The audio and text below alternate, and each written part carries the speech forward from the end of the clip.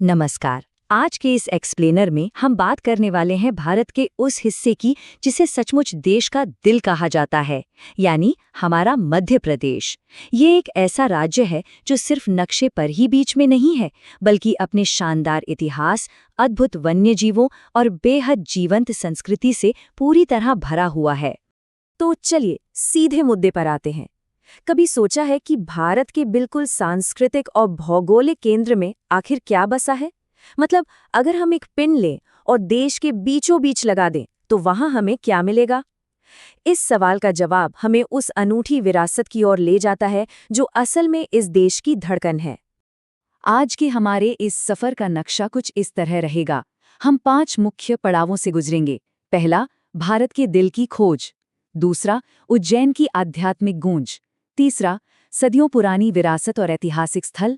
चौथा, यहाँ के त्योहार, शिल्प और संस्कृति। और अंत में पारंपरिक व्यंजनों का स्वादिष्ट सफर। तो शुरू करते हैं हमारा पहला हिस्सा, भारत के दिल की खोज। सबसे पहली और जरूरी बात जो इस क्षेत्र को इतना खास बनाती है वो है यहाँ की लाइफलाइन, नर्मदा नदी।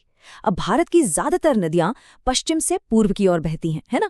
लेकिन नर्मदा नदी रिफ्ट वैली यानी भ्रंश घाटी के विपरीत ढलान की वजह से उल्टी दिशा में यानी पूर्व से पश्चिम की ओर बहती है। देखा जाए तो ये इस राज्य का एक बहुत ही सटीक प्रतीक है, एक ऐसा राज्य जो अपनी सांस्कृतिक धारा को बिल्कुल अपने ही अनूठे और अलग अंदाज में बहाता है।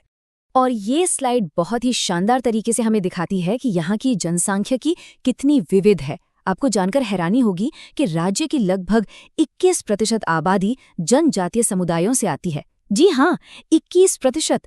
इनमें गोंडी, भील, बैगा, कोल और सहारिया जैसी बहुत ही महत्वपूर्ण जनजातियां शामिल हैं।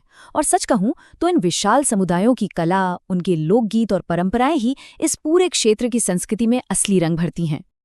अब बढ़ते हैं हमारे दूसरे पड़ाव की तरफ, उज्जैन की आध्यात्मिक गूंज। अब आप सोच रहे होंगे कि स्क्रीन पर ये अंक 12 क्यों लिखा है? दरअसल ये कोई आम नंबर नहीं है, इसका बहुत ही गहरा महत्व है। पूरे भारत में भगवान शिव के 12 पवित्र ज्योतिर्लिंग हैं और उनमें से 2 इसी राज्य में स्थित हैं। इतना ही नहीं, उज्जैन में महाकाल की नगरी में जो विश्व प्रसिद्ध कुंभ मेला लगता है वो भी हर 12 साल के एक विशाल चक्र के बाद ही आता है ना अद्भुत? इन आध्यात्मिक स्थलों की बात करें तो महाकालेश्वर और ओंकारेश्वर ज्योतिर्लिंग तो आस्था के सबसे बड़े केंद्र हैं ही। इसके साथ ही उज्जैन का काल भैरव मंदिर भी अपने आप में बेहद ऐतिहासिक है। अच्छा, ओरछा में एक बहुत ही दिलचस्प परंपरा देखने को मिलती है, राम राजा मंदिर में। आपको बता दूं, ये पूरे भारत में शायद एकमात्र ऐसा स्थान है जहां भगवान राम की पूजा किसी भगवान या सन्यासी के रूप में नहीं, बल्कि बकायदा एक राजा के वेश में की जाती है। चलिए अब रुख करते हैं हमारे तीसरे हिस्से का, ऐतिहासिक विरासत और सदियों पुराने स्मारक।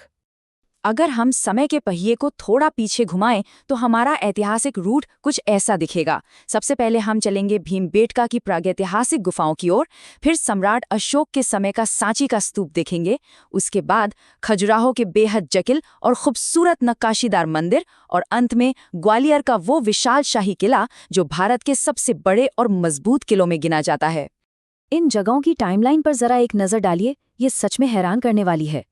भीमबेटका में मौजूद गुफाओं की पेंटिंग्स 12,000 साल से भी ज्यादा पुरानी हैं। मतलब जरा सोचिए, हजारों साल पहले इंसानों ने क्या कमाल किया था। इसके बाद 3री शताब्दी ईसा पूर्व में सांची का बौद्ध स्तूप आता है, और फिर प्राचीन और मध्यकालीन युग के खजुराहो के मंदिर। ये सभी यूनेस्को की विश्व धरोहर सूची में शामिल हैं। इनका जो संरक्षण हुआ है ना, वो वाकई काबिले तारीफ है, और ये इतिहास को हमारी आंखों के सामने एकदम जीवंत कर देता है। अब इस स्लाइड में जो बात है वो वाकई बहुत दिलचस्प है। इतिहास से हटकर जरा एक अनोखे आधुनिक प्रयोग को देखिए। सिंगरौली जिले में एक वीणा वादिनी स्कूल है, वहाँ 200 बच्चे पढ़ते हैं। और सबसे खास बात क्या है पता है?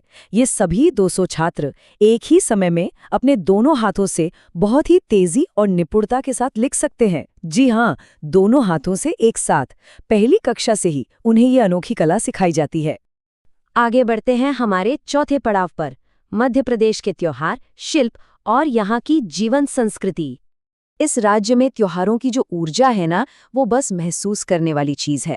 नर्मदा नदी के हनुवंतिया आइलैंड पे होने वाला भव्य जल महोत्सव देख लीजिए, या फिर ठेठ आदिवासी संस्कृति का प्रतीक भगोरिया हाट, मालवा उत्सव, संगीत के महान उस्ताद की याद में होने वाला तानसेन समारोह और खजुराहो डांस फेस्टिवल, ये सभी इस पूरे राज्य को एक अलग ही ऊर्जावान संगीत, लयबद्ध आदिवासी नृत्यों और रंगों से भर देते हैं। और अगर हम बात करें प्राकृतिक संसाधनों और कारीगरी की, तो एक तरफ है चंदेरी सिल्क साड़ियों की वो बारीक और खूबसूरत बुनाई, जिसकी दीवानी पूरी दुनिया है, और दूसरी तरफ पन्ना जिले की गहरी खदानों से निकलने वाले कीमती हीरे। ये दोनों ही चीज़ें इस राज्य की अर्थव्यवस्था और पहचान का एक बहुत बहुत महत्वपूर्ण हिस्सा हैं। समाजशास्त्र के नज़रिए से देखें तो यहाँ कुछ बहुत ही अनूठी उपसंस्कृतियाँ भी बसती हैं।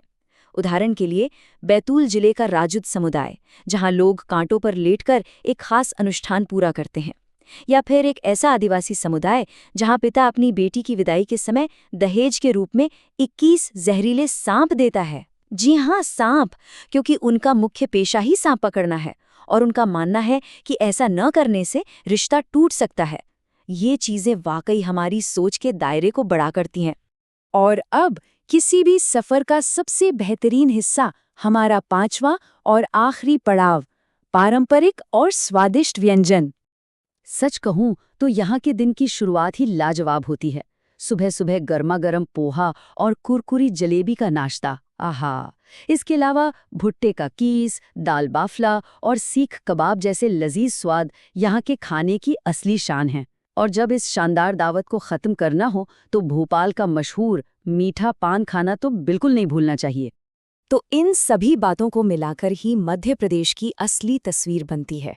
किसी ने बहुत खूब कहा है, भारत के दिल को सही मायनों में समझने के लिए आपको इसकी प्राचीन गुफाओं से गुजरना होगा, इसकी आध्यात्मिक नदियों में स्नान करना होगा और इसकी विरासत के स्वादों का आनंद लेना होगा। क्या ये सब जानने के बाद आप खुद इस अद्भुत सफर पर निकलने के लिए उत्सुक नहीं हैं? इस एक्सप्लेनर में आज के लिए बस इतना ही। फिर मिलेंगे एक नए और दिलचस्प विषय के साथ।